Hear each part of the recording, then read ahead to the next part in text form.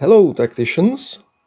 We got update news for version 1.28 that's been rolling out already, and you know what that means.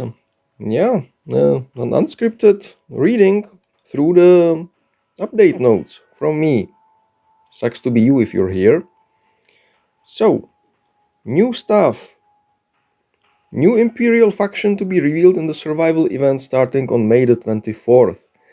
Against the Tyranids and Gene Stealers, using some of the Imperial factions, which is good because it will let us stock up on some legendary Imperial badges. These are always in short demand. The event itself is centered around Rosvitha, who I believe is a rare character, so it should be possible to unlock her if you don't have her from the event itself, which is also very good. And the new twist is that you begin this survival battle with the legendary hero of the new factions, of which there are currently announced quote-unquote 3 heroes, 1 uncommon, 1 epic, and 1 legendary. And we will be able to drop in the other 2 characters by picking up power-ups to test them out. I think this is a legit good way of introducing new characters to the game because, well, you get to test them and to play with them. So, well done, Snowprint. I like this. Next up, home screen events. And that's a plural.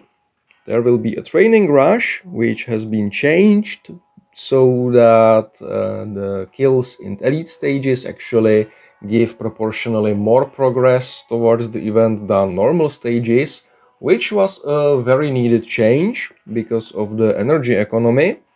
And this will finally allow us to progress in the event at a comparable pace if we don't focus the normal stages with 11, 12, 17 enemies over the elite stages that actually drop good stuff. So, well done, Snowprint.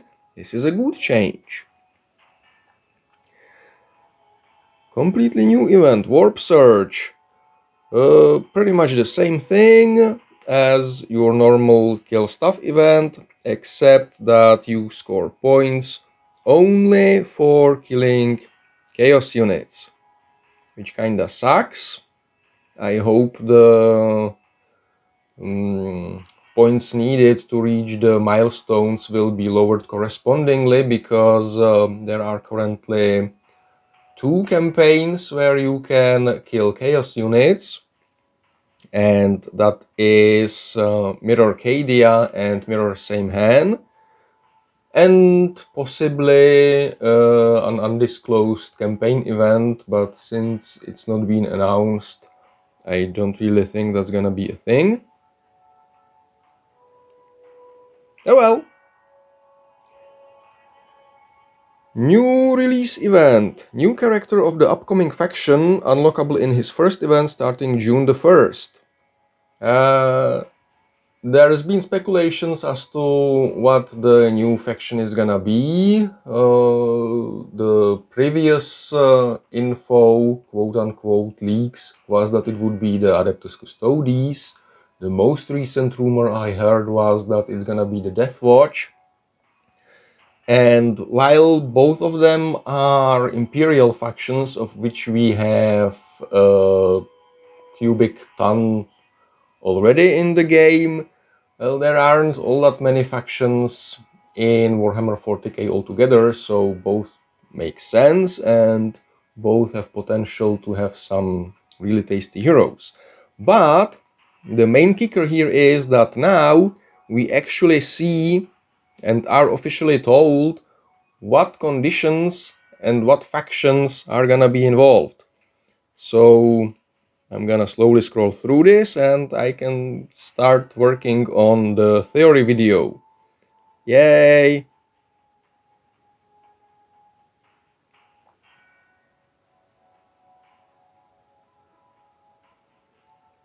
Alright, new Blessed Requisitions.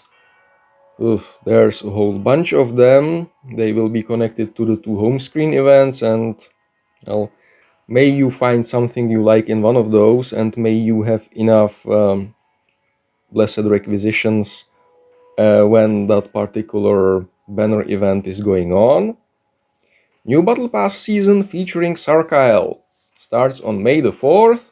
May the Force be with you. And yeah, that's probably connected to the new HRE character being Dark Angel, Forka's Oathsworn, an Inner Circle companion. Is that the same as the Lion's Risen? I'm not sure. Oh well. Anyway, Sarkyle is a good hero, and with his being available in the Battle Pass, you can buy him if you so desire. I would actually recommend trying to get him, so there's a good thing going. Campaign events return. When you start, you can select between the Adeptus Mechanicus and the Tyrannids. Okay, so no new campaign event, no event where you can grind the Chaos enemies for the Warp thingy event. Perfect! New Guild Wars season starting someday. The season of the Warp Rift will be gone, together with one fortified position and the Vox station. Interesting. Instead there will be 2 garrisons and 1 landing pad again. Great, so it will be impossible to guard 1 lane with a hard point, making the game, I wouldn't say more tactical with the placement of the zones. It will be more mind gamey. Did we guess the right direction to go to bypass the hard point to get to the Medicae stations, or did we not? Well, it's gonna be the same in the end all the way. You will have to destroy all the zones anyway, so doesn't really matter. But yeah, having more summons in there is always unpleasant. New incursion event starting on May the 26th. No new machine, alright. The Biowar incursion has been revamped with major updates. Tiers 1 to 4 feature 12 battles, while tiers 5 and up include 15. Alright, so looks like they're going to rework all the incursions to the new standard, quote-unquote, introduced with the, what's the name, Plaguewurst, Currywurst, something. That's gonna be interesting. Content-wise, I should probably play the Biowar incursion, but yeah, I think I'm gonna go for the Malleus or maybe even the Galatian one to get legendary badges for the Imperials myself. Well, I will have to think about this still. Next up, Tacticus Club. As long as you're connected to Snowprint ID, which I do recommend you do, they hopefully don't steal your data too much, you can now gain Tactician XP totally for free by completing 3 weekly missions available on the web. Missions reset weekly on Wednesdays. Okay, so roughly along with the raid seasons. I have actually checked the Tactician Club a while ago, and yes, the first mission from the previous week is already completed for me. I will probably not be able to complete one of them, but that's fine. I cannot record the screen fluid to just go to the shop and go through it. I will patch in footage recorded on my desktop. Alright, so I'm logged into the Tacticians Club. Here is the first free milestone. You get the requisition order to max out on this rank. To become a sergeant, apparently you need 50 Tactician XP. The rewards for that would be some energy and some tactician credits as you progress through the sergeant rank, so not even just gaining it. Actually, that's the first, or well, second milestone for the corporal rank, so okay, I guess.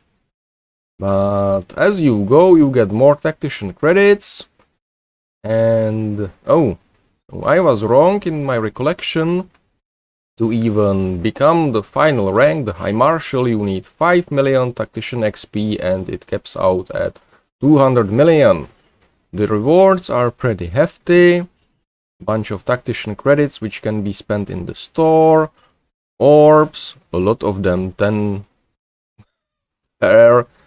And you can select which ones you want.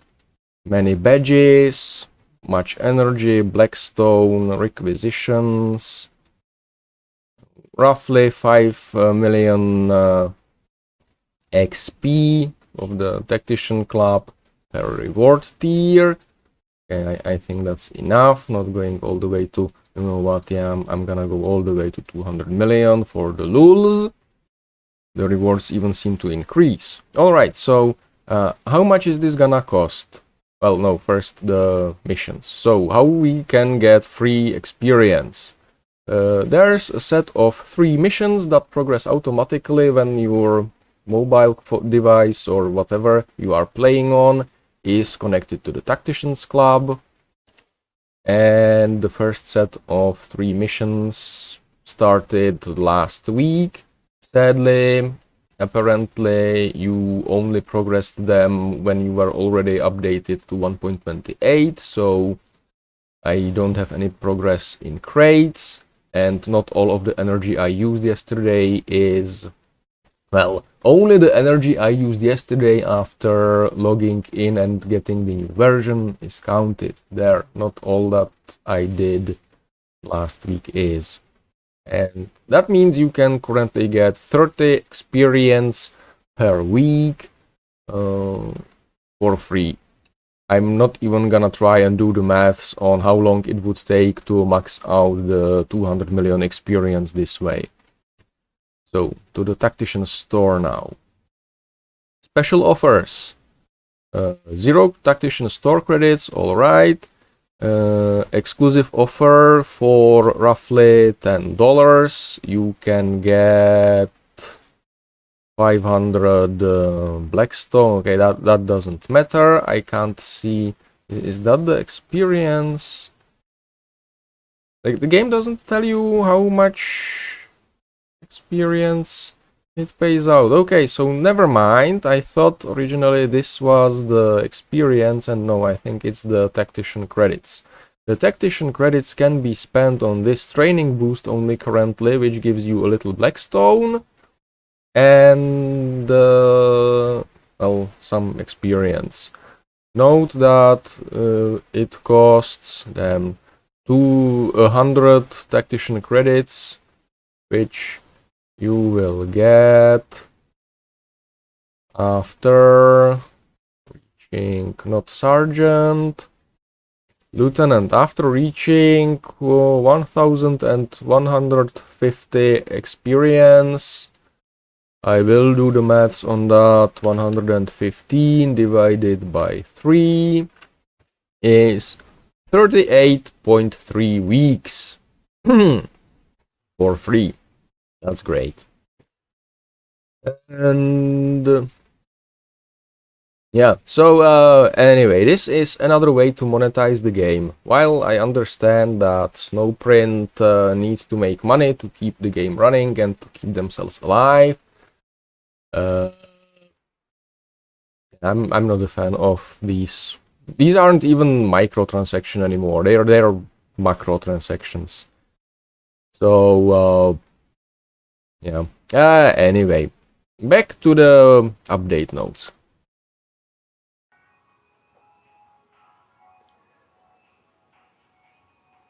The mode that I don't care about. Then quest events.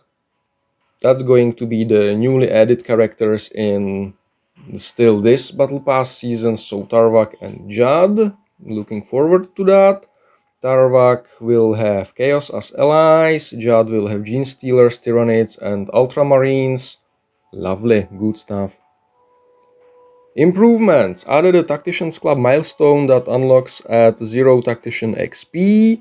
I can confirm I have already gotten this reward, which is a requisition scroll, so go for it. Lightning raids in campaign events now count as lightning victory for missions that require lightning victories. I didn't even know they didn't, so no much change for me there. Adjusted ability description of Crusade of Wrath for High Marshal Helbrecht to clarify that it targets a random enemy unit. Okay. Improved description of the Resilient trait. I haven't checked that one out. Let's see. Who do I have Resilient? Macer is Resilient. Yes.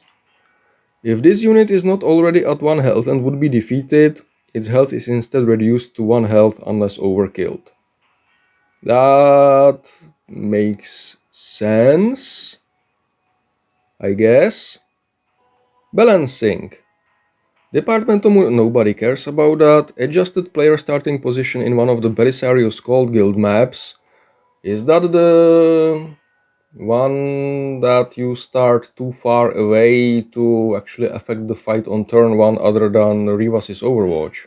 Probably. Upgrades. We changed several of the Elite and Elite Mirror upgrades drop locations with the following goals: to make stuff better available and to make room for the new factions loot. This makes sense. They mention that some rare upgrades have been added to Elite nodes where they had no Elite nodes before. I believe one of them was Can of Prometheum, the rare one, or Canister of Chemicals, or I forget, there's too many in the game. But yes, having equalish amounts of rare upgrades for each faction available is a good thing.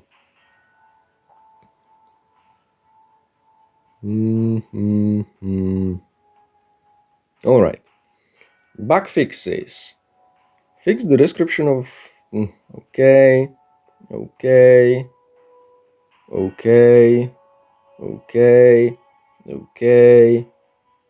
Oh, Isaac's blast abilities weren't affecting swarms properly. Interesting. So it's probably not tied to the damage type itself in the game, but somehow hard-coded. Huh. Okay. Fixed guild banners turning white after playing a guild war battle. Thank you, Snowprint. Finally, we won't be like the duel of the French in the guild wars again. Fixed AI utilities for chaos units to move adjacent to Abraxas having a value that was higher than intended. Okay, so does that mean? Well, it should mean that chaos units will not try to benefit from Abraxas's buff when controlled by the AI as often as they did. Will they prioritize just plain high ground now? Maybe, we will see. Okay, fixed guild bosses having incorrect stats in replays. This actually probably affected me when I was doing maths on my row capping out on damage. Well, from Vitruvius's passive really, from that extra hit. I noticed that the Sarek I was testing it on had like 200 armor and was legendary, which didn't make much sense to me. I legit thought he was this squishy. I don't normally check his stats or the boss's stats in the game anymore. But this explains why he felt so squishy. At least in the replay. Oh well. And that's the update news done. So yeah, if you're still here, thank you for watching. If you're not, I totally understand. And ta-ta for now, Tactician. If you like this video, please consider giving it a like, sharing it with your friends, and subscribing to the channel to help us get bigger and badder. Thank you.